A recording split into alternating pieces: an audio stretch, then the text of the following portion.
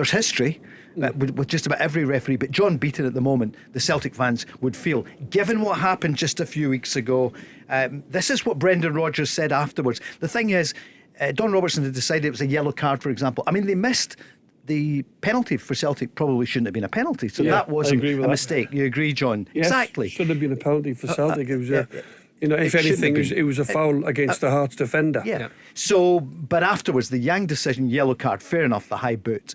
But it was hardly a kamikaze tackle on him, and it was John Beaton who brought it back. I think that was the point. And then with Iwata as well, later on, there were two decisions that Brendan Rodgers felt, and a lot of other people felt, that other supporters felt, that they were not the best of decisions, in terms of sending Yang off. I don't think there was any contact. Yes, his foot was high, and obviously the penalty that was given against Celtic that day, where Iwata is a ridiculous call, because he couldn't get his arm out of the way. The ball had come down from 15 feet in the air, hits his arm, and then John Beaton then goes to a VAR, says it's a penalty.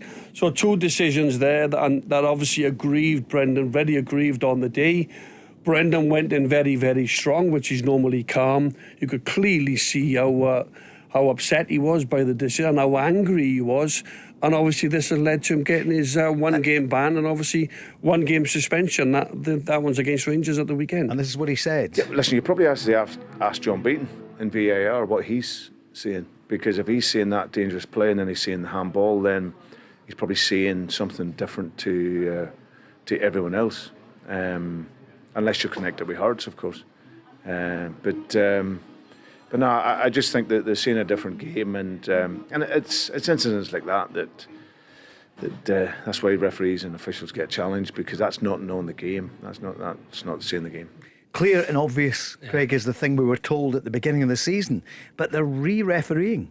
Yeah, look, as for me, it's always been the problem with VAR is that it kind of oversteps the mark, in my opinion. And as you say, Paul, you bang on, re-refereeing the game.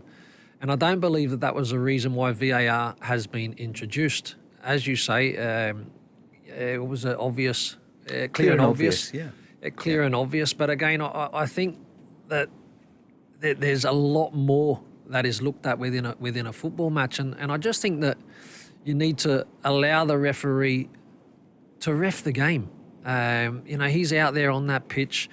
He's seeing things as he is. And again, if it's clear and obvious, and I understand that every single goal gets analysed leading in, and they'll have a quick look to make sure all is clear. But at times I think that it probably gets involved in the match when it's not required. And that particular incident with Yang, nobody in their right mind would have complained with the yellow card. His eyes were only for the ball. His leg, of course, was up high because he was trying to access the ball. There was no aggression. There was no intent.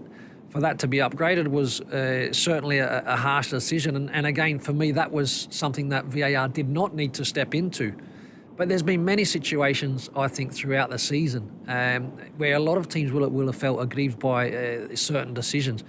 Let the referees referee the game, for me, is always key. Unfortunately, because of VAR and Big Brother, so to speak, looking over everything, I think it's made the referees extremely nervous and at times wanting to just let things go, hoping that VAR will step into play to help.